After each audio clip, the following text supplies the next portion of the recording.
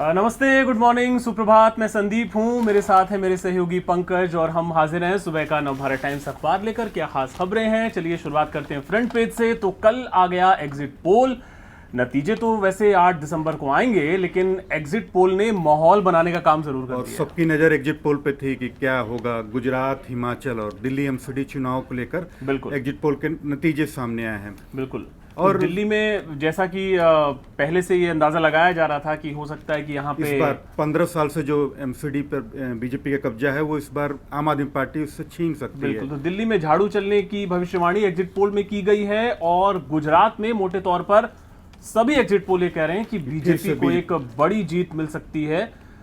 लगातार 7वीं जीत होगी मेरा ख्याल, अगर बीजेपी और बीजेपी की जो एग्जिट पोल के नतीजे सामने आए हैं उसमें जो दिखाया गया है वो इस मायने में भी खास है कि सीटें काफी बढ़ी हुई बताई जा रही है बीजेपी की।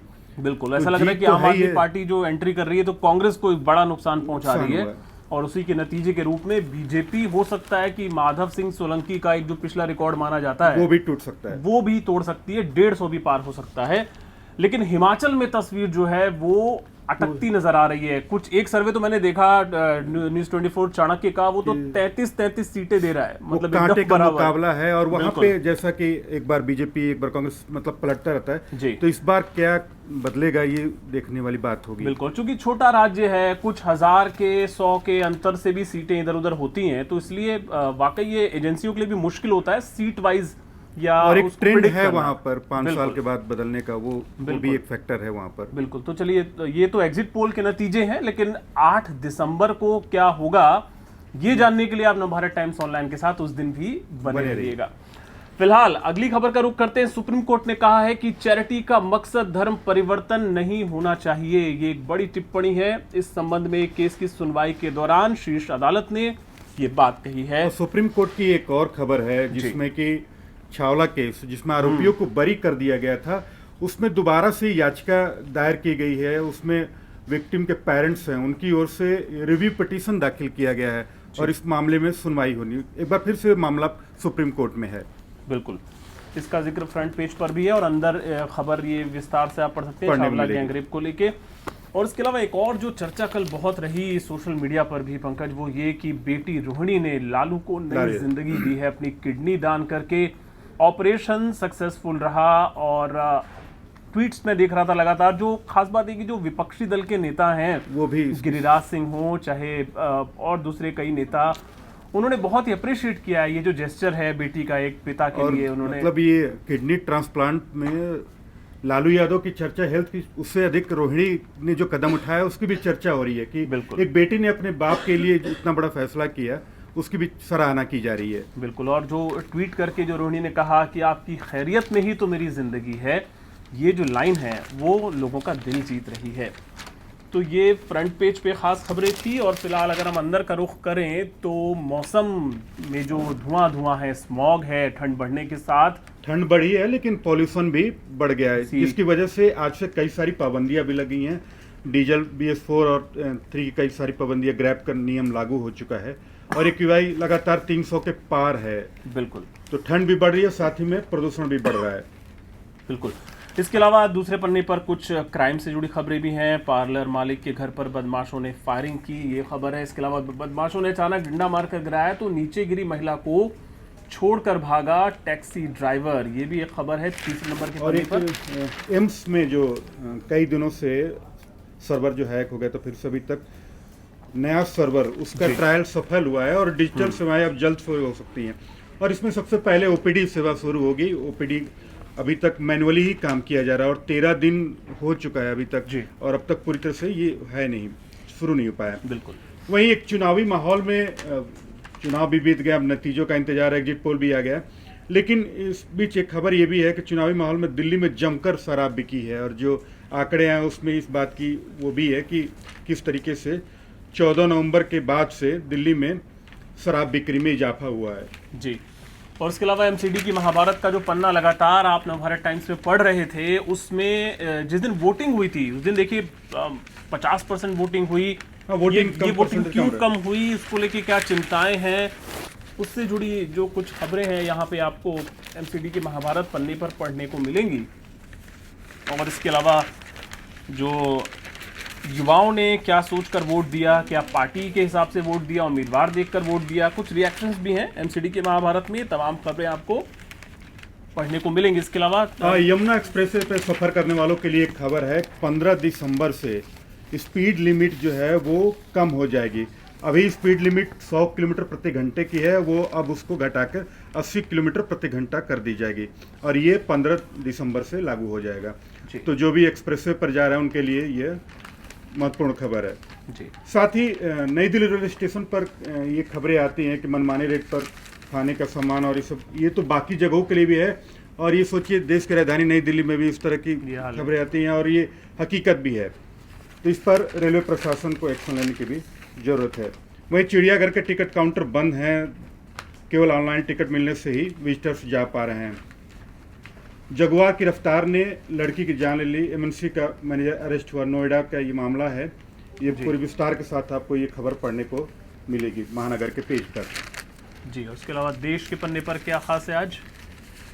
गुजरात पर ही है, अब जो नतीजे आएंगे सब उसके पहले की अब एग्जिट पोल भी आ इसके अलावा चुका जो कल जो वोटिंग हुई वो भी थोड़ी सी कुछ कम हुई है पहले के मुकाबले। हाँ, कई जगहों पर वोटिंग कम हुई है और हालांकि बीजेपी के लिए राहत भरी खबर, जिस तरह से एग्जिट पोल के नतीजे आए हैं वो फिलहाल तो जो एग्जिट पोल है उसी की सबसे ज्यादा हर तरफ चर्चा है। लेकिन इस बीच G20 लोगों में कमल के निशान को लेकर ममता बनर्जी ने सवाल खड़े किए हैं। उन्होंने कहा है कि G20 के मुद्दे पर पीएम मोदी की अध्यक्षता में सरकार की ओर से सोमवार को दरअसल एक सर्वदलीय बैठक हुई थी और उसमें कई राज्यों के मुख्यमंत्रियों ने भी हिस्सा लिया। इस पर कुछ दिनों पहले कांग्रेस ने भी इस पर सवाल खड़े किए थे। कांग्रेस की ओर से भी जब ये मामला आया था, कांग्रेस ने भी इस पर सवाल खड़े किए, तब ममता बनर्जी ने इस मुद्दे को उठाया है। बिल्कुल। और इसके अलावा ताजमहल के इतिहास पर सवाल, कोर्ट ने कहा कि हम ये खंगालने के लिए नहीं हैं और जिसे जो धर्म मानना है वो मानेगा। ये भी एक अहम टिप्पणी सुप्रीम कोर्ट की ओर से कल की गई है। क्या है पूरी खबर, ये आपको पेज नंबर 11 पर पढ़ने को मिलेगी। और बॉर्डर पर जिस तरह चीन लगातार गतिविधियां कर रहा है उससे जुड़ी खबर भी है। ये पूनम पांडे की स्पेशल रिपोर्ट है। चीन पर से भरोसा नहीं है, हर सेक्टर में सेना, भारतीय सेना, हमारी सेना मुस्तैद है, उससे संबंधित खबर भी आपको नोएडा की महत्वपूर्ण खबर है और जिसकी चर्चा भी खूब हो रही है कि नोएडा की सोसाइटी में एक सोसाइटी बैचलर्स जितने भी हैं उनसे फ्लैट खाली कराए जाएंगे और उनको नोटिस भी इसके लिए दे दिया गया है। ये बड़ी समस्या होती है लेकिन कि बैचलर्स को कोई घर देने को राजी नहीं होता। हाँ। खासतौर पे सोसाइटीज में। और ये तो अलग है कि जो भी उसमें रह रहे थे उनको सबको बाकायदा नोटिस भी इशू कर दिया गया है जी। और ये एमराल्ड कोल्ड सोसाइटी का मामला है नोएडा का, जिसमें कि करीबन 600 फ्लैट हैं और इसमें कई सारे ऐसे लोग हैं जो कि बैचलर्स हैं। बिल्कुल। चलिए, आप नए लोगों को मत दीजिए, लेकिन जो रह रहे हैं उनसे खाली कराने का क्या लॉजिक है, क्या उसके पीछे वजह हो सकती है, ये समझ से परे है। और एक और खबर 11 नंबर पेज पर, नेवी में अग्निवीर बनने के लिए तीनों परीक्षाएं साथ होंगी। ये एनबीटी की एक्सक्लूसिव खबर है। इंडियन नेवी में अगले साल से अग्निवीर बनने के लिए मेडिकल, फिजिकल और जो रिटन परीक्षा होती है वो तीनों एक साथ कराई जाएगी। इसके अलावा देखिए, जो एक संपादकीय पन्ना मेरे पास है उसमें सबसे पहले जिक्र है, क्या बीजेपी को लेकर फिर से मुसलमानों को सोचना चाहिए। तारिक मंसूर का ये लेख है।